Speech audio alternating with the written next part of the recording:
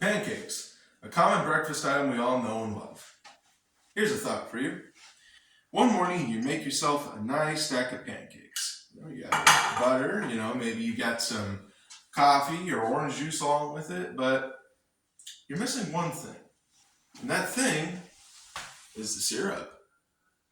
Good stuff. So, what is syrup? Where does it come from?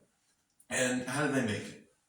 2 years ago, I went on an environmental science class field trip over to a farm where they had maple trees. And in the maple trees was the sap. And sap creates a syrup. But I'll explain more on this later. But I really like this process. I thought it was a very interesting process because harvesting for the syrup was considered a crop. And so I thought it was kind of interesting. So I'm going to tell you guys today on the simple makings of maple syrup. So step one is finding your maple tree. Now around here in Iowa, there's two common maple trees around here, which is the black maple and the sugar maple. And while I couldn't find any leaves of my own, here's some leaves I printed out for myself. These are from Noel Pippin's book, Making Maple Syrup. So there you go. Get a better picture there. So this here is a Norwegian maple, but it's not very common around here. So we'll just talk about this one here, which is the black maple, and this is the sugar maple. So, but kind of notice between all these leaves how even though they look different in their own special ways, they look kind of the same. There's just a resemblance along them. So the next time you're outside doing whatever, keep an eye out for these. Because then that way you'll know what tree they came from. So once you find your tree, you want to be able to get into it. So this is where this tool comes into it. This is a hand drill.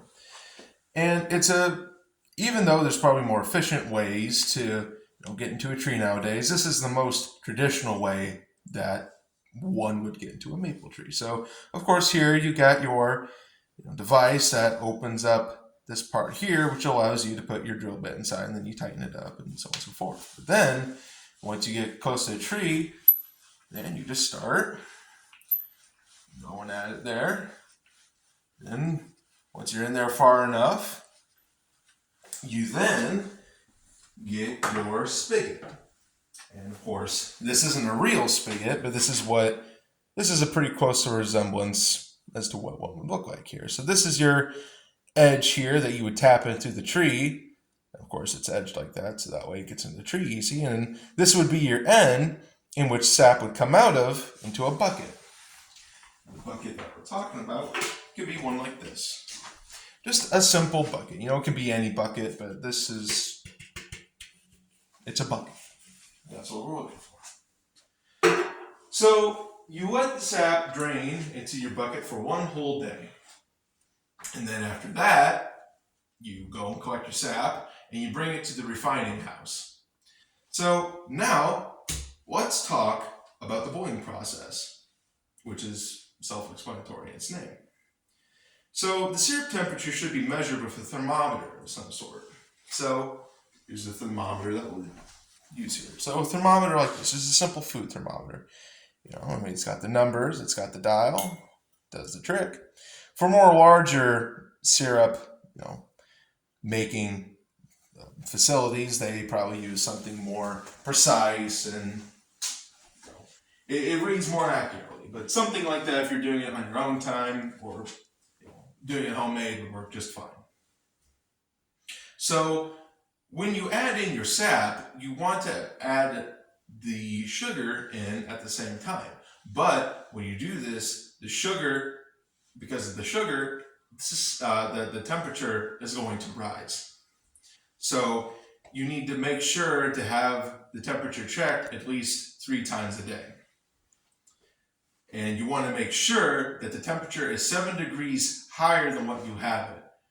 As explained by Melvin Coling and James Neal in their book, Homemade Maple Syrup. So for example, if you have your temperature at 95 degrees, then you want to keep it 7 degrees higher at 102 degrees. At least I think my math is right. So then, after we get the sap that has been turned into syrup, we'll finish up by talking about the filtration process and how they jar it or can it or whatever. So to filter and can the syrup, pardon me, it's a pretty laborious process. But thankfully, we're not going to be doing that today. But I'm just going to be talking about it. So that's pretty alright. So in the book, Production of Maple Syrup and Other Maple Syrup Products by F.E. Winch and R.R. Morrow, using heavy filters is required to properly filter the syrup. And these filters kind of look something like this, just a regular old coffee filter. Except they're not made out of paper and they're made out of a heavier felt to contain and properly filter out the syrup. But this is what they sort of look like, as an example. And these filters remove any I don't know how to properly announce the word, but I'll just say this, I think it is, malate that can be found in the lime there in the sappy syrup as a leftover. And in some cases, these filters need to be changed at least 3 to 4 times a day. So that way they don't get any gunk caught up into them or they burn. So they need to be changed quite frequently. And as an end product, you want to make sure your syrup has at least 65 to 67% sugar. It's not too sugary, just right.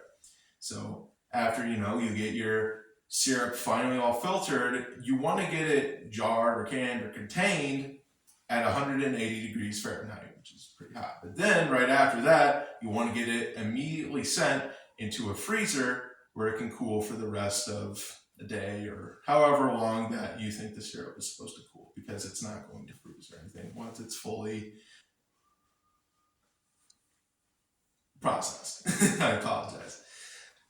So the next time you use some maple syrup, remember the process that took place to get you your tasty syrup.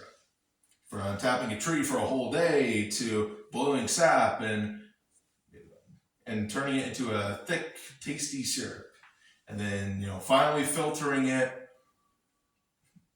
and, putting, canning and putting it in a jar. And then right into your pantry. So remember, what good are pancakes without any maple syrup?